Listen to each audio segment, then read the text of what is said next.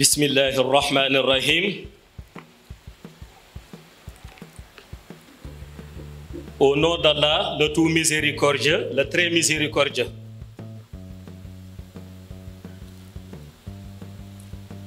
Paix et salut sur le prophète de l'islam.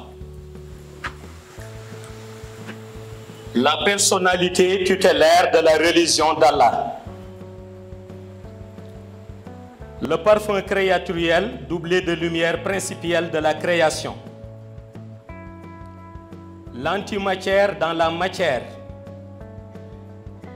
Celui que la volonté de l'acte existentiateur a hissé à la station du meilleur des êtres créés, Sayyidina Muhammad sallallahu alayhi wa sallam. Je réitère également ma soumission à l'égard de mon père spirituel et maître mystique, la source véritable de méditation sur la miséricorde divine, la puissance spirituelle de l'unicité et l'omnipotence d'Allah, la mine d'éléments dans laquelle transparaît l'érudition de l'Orient et du voyageur spirituel, Mawlaya Cheikh Ahmed ibn Muhammad Tijani Sharif radiyallahu ta'ala anhu. Chers voisins ivoiriens,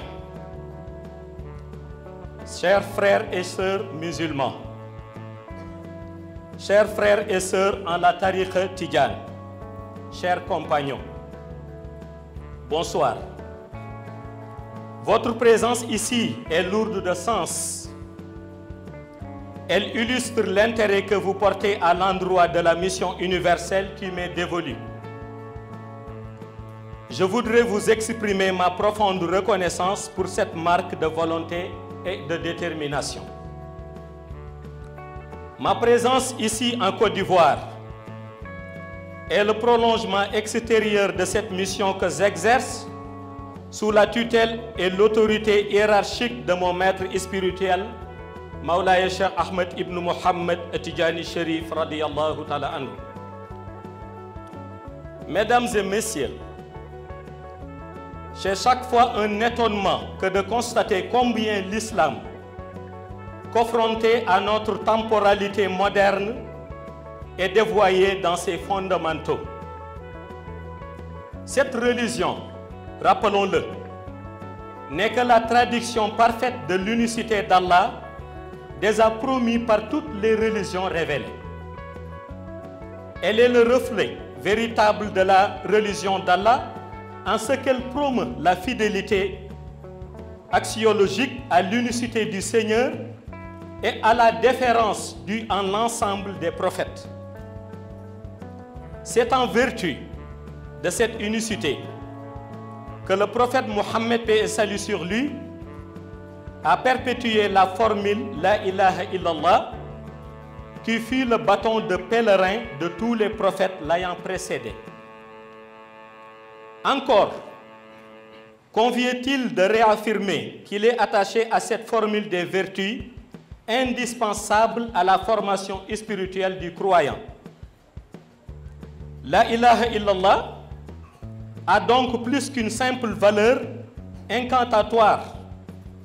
Elle est une forme de célébration du Seigneur parce qu'évoquant les qualificatifs justificatifs de sa suprématie légendaire.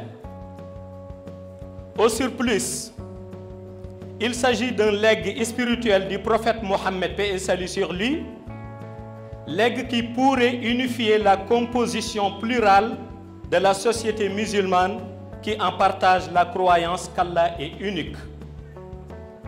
La ilaha illallah laisse entrevoir alors, au-delà de la mystique qui l'entoure, des vertus de nature à consolider la formation spirituelle de celui qui le proclame.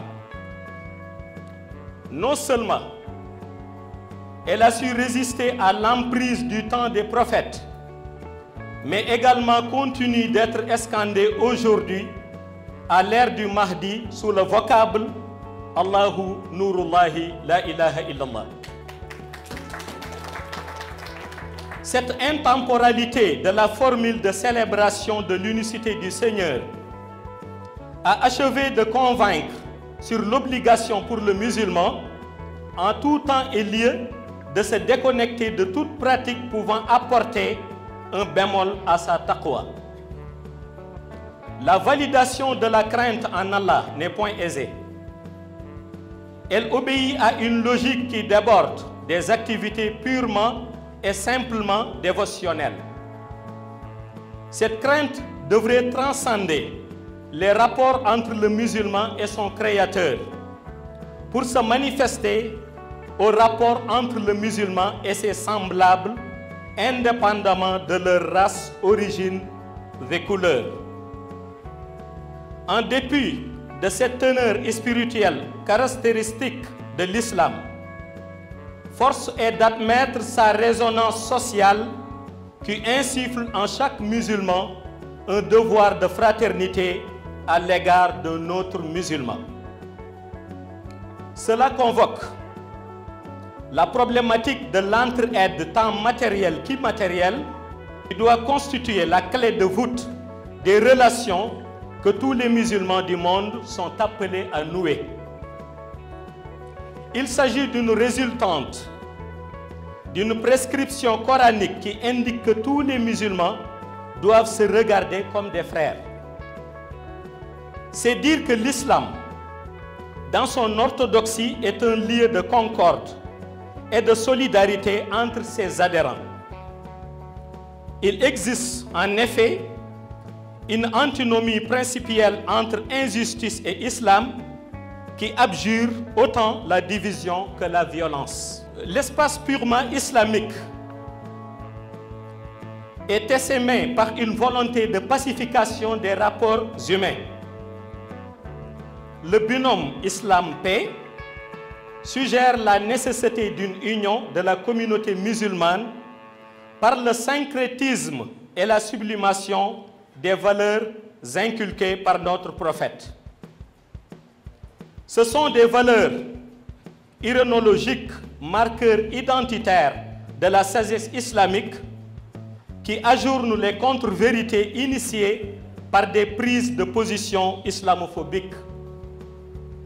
Cette réalité est à rebours du modèle islamique présenté par des occidentaux mal intentionnés qui se sont forgés une vie de l'esprit qui s'écarte du rigorisme religieux de l'islam et des musulmans. Dans la rigueur des principes, l'islam est un nid de préceptes enseignant une science des valeurs pour une meilleure appropriation de la valeur des sciences. Ces propriétés constructives pour l'âme qu'engorge l'islam doivent déteindre sur le vécu quotidien du croyant musulman. Le musulman a l'impératif devoir d'avoir en ligne de mire l'idée que cette vie est éphémère. À cet effet, il doit diriger en priorité la construction de sa vie de l'au-delà appelée à durer éternellement. Il gagnerait à consacrer moins de temps aux activités mondaines, frivoles, au profit de la pratique religieuse et spirituelle. Chaque jour étant une occasion de repentance, le musulman doit veiller à se purifier quotidiennement parce qu'Allah est le grand pardonneur. Le croyant musulman doit également, conformément à la religion à laquelle il appartient, s'évertuer à épouser le mieux possible les idéaux dont l'inhérence à l'islam ne souffre d'aucune ambiguïté. En effet, la revendication de l'appartenance à cette religion commande au préalable l'observation rigoureuse des 5 prières dictées par le Seigneur. Les autres conditions liées à la zakat, au jeûne et au hajj complètent cette première condition qui demeure le pilier fondamental de l'islam. La satisfaction de l'exigence de prier est subordonnée à l'acquisition de la qualité de musulman, au comportement fidèle aux attitudes promises par les préceptes originels de l'islam. Par essence, c'est la seule religion admise par Allah qui puisse offrir un fondement et une explication au sens de notre existence. C'est dans cette perspective que je considère que l'islam et la tariqa tidjane présentent une même congruence, ce qui invalide l'argumentaire aussi fallacieux que farfelu, mobilisé par des détracteurs du tidjanisme qui tentent de trouver une source linéamentaire à la tariqa tidjane en dehors de l'islam. Une telle critique dénuée de fondements scientifiques témoigne de l'attention peu soutenue que ceux qui la proclament accordent à l'exégèse des textes sacrés qui gouvernent la religion musulmane. En réalité, il n'y a rien qui touche à la tariqa tidjane et qui transgresse les recommandations coraniques. De prime abord, il convient de dire que la Tijaniya est une solution aux vicissitudes de la fin des temps ou préempte des formes contemporaines de crise d'autorité, de légitimité et d'interprétation des textes sacrés. Mawlaye Cheikh Ahmed Tijani Cherif, par l'entremise de cette voie soufie, a entendu offrir à ses disciples une opportunité de vie vertueuse en cette période d'extrême délabrement de la spiritualité. Ne relève donc guère du hasard. L'injonction qu'Allah, par sa grâce et son immense miséricorde pour le genre humain, a faite au Mahdi de ne suivre personne ni rien d'autre que Mawlaye Cheikh Ahmed Tijani Cherif et sa voix. Au bénéfice de ceux qui peuplent ces temps, la tariqa tidjane est la vraie incarnation lumineuse de l'idée de sainteté. Les oraisons qu'elle a initiées sont un lieu commun d'absolution qui détache l'âme des aspirants de toute souillure. Cela est lié à l'effet du zikr répété d'istighfar, présent dans toutes les oraisons établies par Mawlaye Cheikh Ahmed Tijani, à savoir le lazim, le wadifa et la khadaratul juma. Le lazim polarise les secrets de l'intimité entre le fidèle tidjane et son créateur. Il donne un sens plein à la notion de rapprochement au Seigneur, en ce sens qu'il est propre à créer un cercle de 1000 anges autour du disciple, lequel salmodie la salatul fatiha en même temps que lui. Le wazifa, quant à lui, participe des éléments d'absolution des fidèles tidjanes. Il a fait de ceux-ci les plus proches du cercle restreint et privilégié du milieu divin par l'effet conjugué de la présence spirituelle du prophète et l'émanation des 30 istighfar récités que j'ai eu à éclaircir dans mes différentes allocutions portant sur la tariqa tidjane. Je ne saurais épuiser les oraisons du tidjanisme en éléguant la khadaratul juma qui prend les relents d'une émergence spirituelle perceptible au monde shahada. Elle est une vivification de la lumière divine permettant de faire un tour d'horizon mystique dans les alams suivants: alamul haqiqatu nour, alamul ilmi, alamul wilaya et le basatul jalal. Le disciple tidjane est lié par l'obligation de ces oraisons, dont l'observance régulière assure à son élévation spirituelle la garantie de prendre un relief particulier dans la quête du Seigneur. C'est ce qui m'autorise à dire que le tidjanisme regorge la crème de la conscience universelle.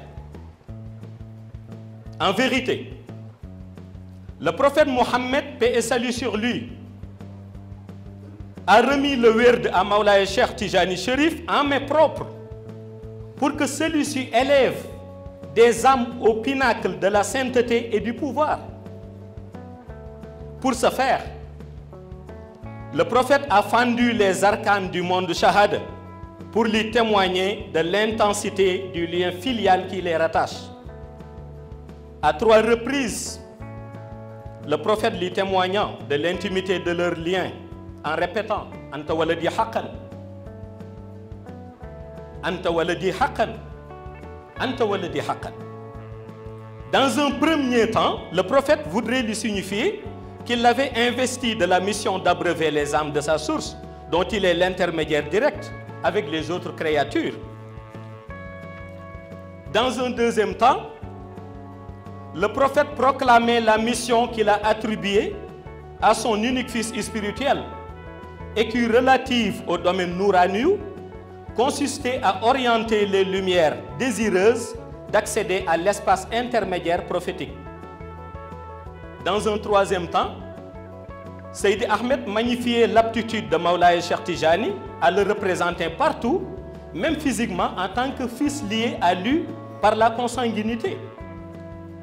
De là, il est trivial de dire que même les âmes initialement qualifiées de délinquantes n'échappent point à la capacité salvatrice du zikr Tijan. Ce zikr est à même de les projeter dans des espaces jusque-là réservés à l'aristocratie céleste. Il en est ainsi du fait qu'en revisitant le monde perdu dans l'histoire réelle, c'est-à-dire le monde ghaib des élus de Dieu, l'on se rend compte que le nom Tijaniya rappelle le parasol de lumière du même nom, Tijaniyatul Uzna, implanté au monde al-Bast. La Tijaniyatul Uzna est entendue comme la phase de divinité qui suit le Bastul Qatibi et précède le Uluhiyatul Khatmi. Cette transposition révèle davantage, à la fin des temps, sa dimension mystique qui développe les propriétés de sauver les âmes assoiffées de lumière, lequel montre les faiblesses et les fragilités de leur imperfection naturelle.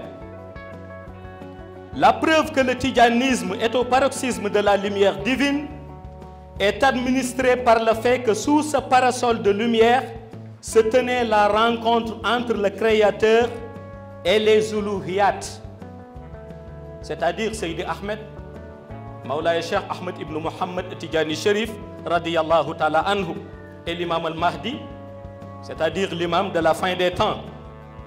C'est ainsi que l'adhésion à cette lumière et la pratique régulière des oraisons impriment chez le Tijan le sens élevé de la dévotion et la passion de l'amour pour le prophète. C'est tout cela, l'essence constitutive de la tariqa Tijan. Ainsi, puis-je affirmer qu'avec beaucoup d'à-propos, Maulaya Cheikh a travaillé à sauver les âmes par l'entremise des zikrs en assemblée, qui non seulement favorise l'élévation spirituelle, mais aussi perfectionne le disciple d'un point de vue comportemental.